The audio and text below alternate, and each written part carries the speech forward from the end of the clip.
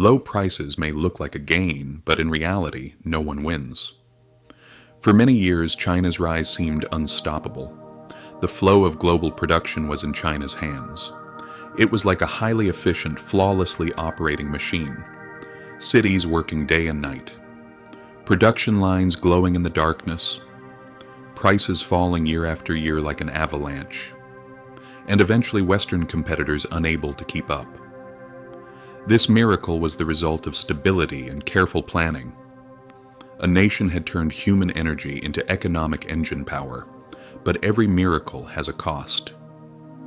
China's greatest strength gradually evolved into a system that began to slow its own progress. Welcome. This is money's destiny. This is where economics, history, and power converge.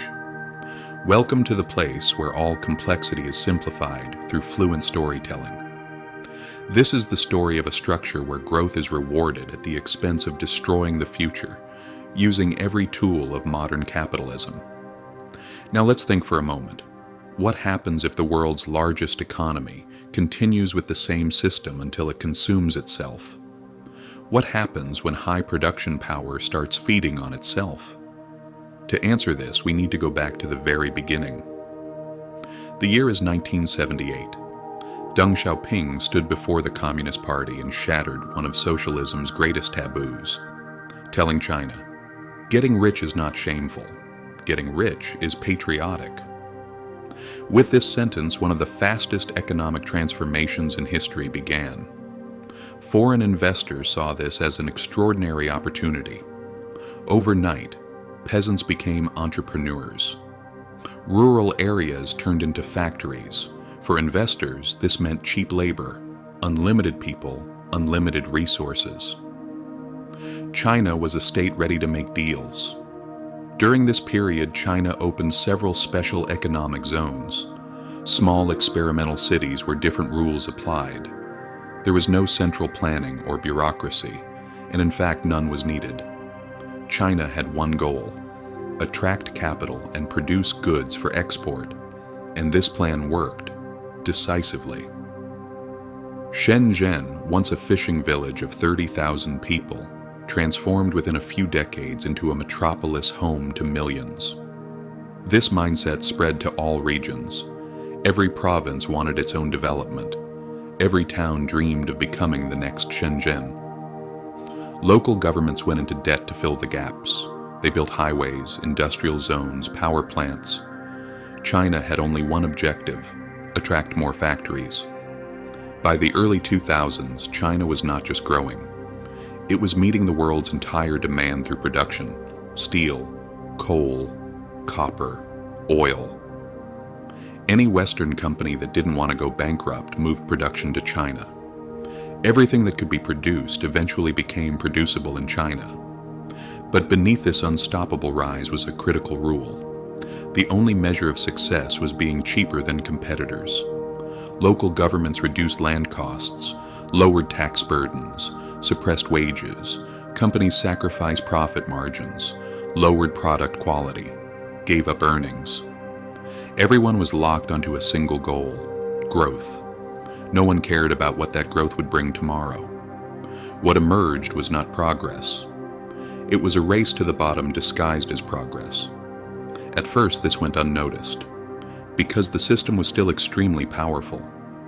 Millions of workers flowed from rural areas to cities, year after year, accepting long working hours, earning far less than Western wages. Factories never slowed down.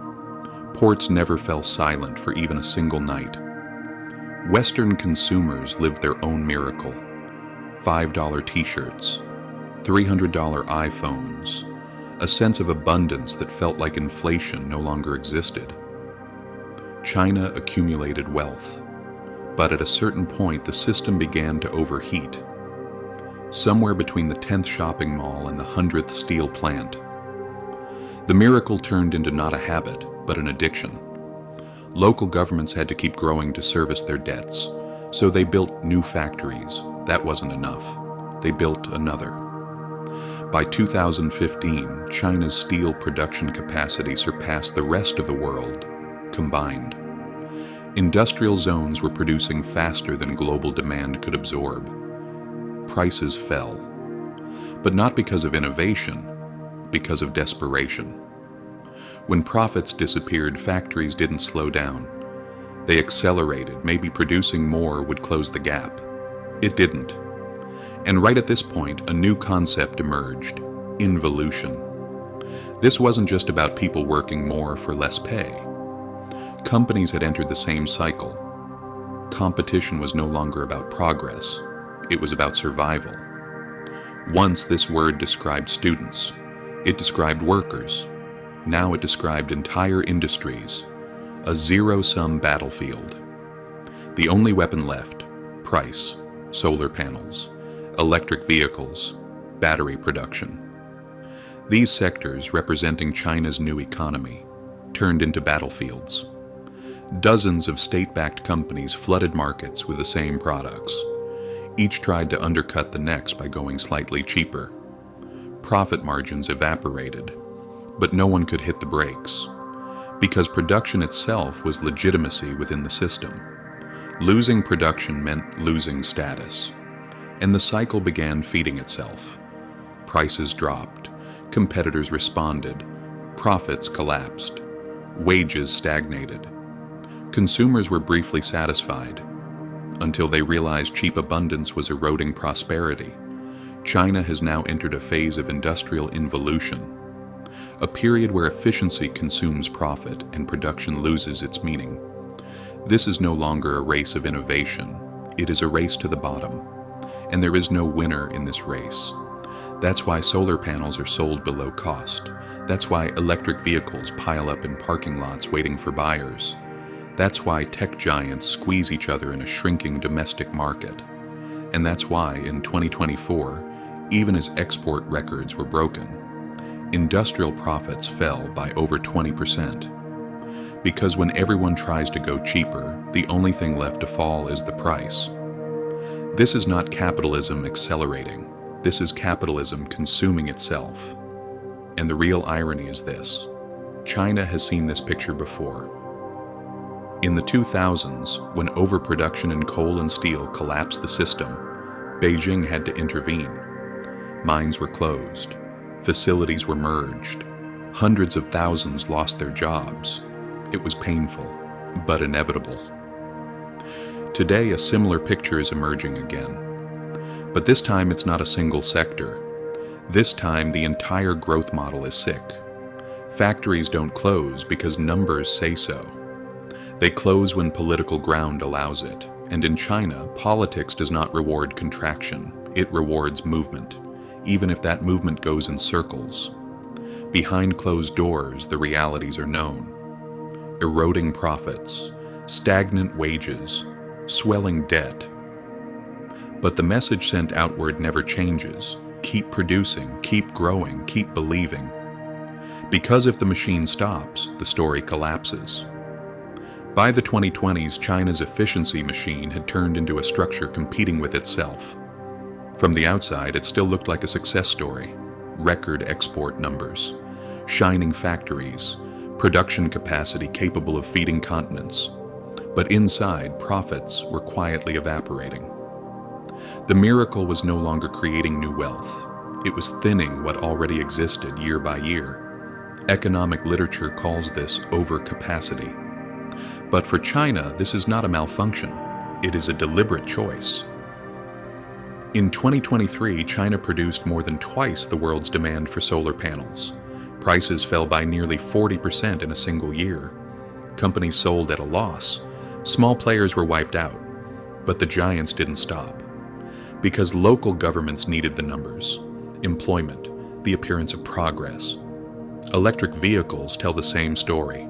More than 100 brands fighting for a single shrinking market. Prices are pushed down. The state provides support, but that support only feeds the cycle further. More production, cheaper sales, thinner margins. Where this ends is obvious. In the first half of 2024, industrial profits fell by over 20%. Exports held up, but earnings were weak. The economy was growing, but hollowing out. And the most striking truth is this: none of this is a mistake. It is a calculated strategy. China knows how to turn efficiency into a weapon. It accepts short-term losses. It targets long-term dominance. It cuts prices until competitors run out of breath. Then it waits. But every empire has a threshold. How long can you operate at a loss? How long can you keep the system spinning this way? At some point, efficiency turns into habit. Innovation gives way to subsidies. Productivity becomes part of politics. And strategy turns from advantage into burden. China's real risk lies exactly here. This is not just an economic fluctuation. This is a delayed collapse. What destroys an empire is not lack of demand. It is loss of purpose. And here, purpose has been replaced by endless motion. China is learning this through experience. Producing everything perfectly is not enough. When balance is lost, production does not save you, because there is nothing more expensive than being too cheap. And when a system optimizes everything except balance, in the end there's only one thing left it can destroy: itself. If this narrative opened a different window for you, subscribe. History carries its answers within it. I will show you where to find them.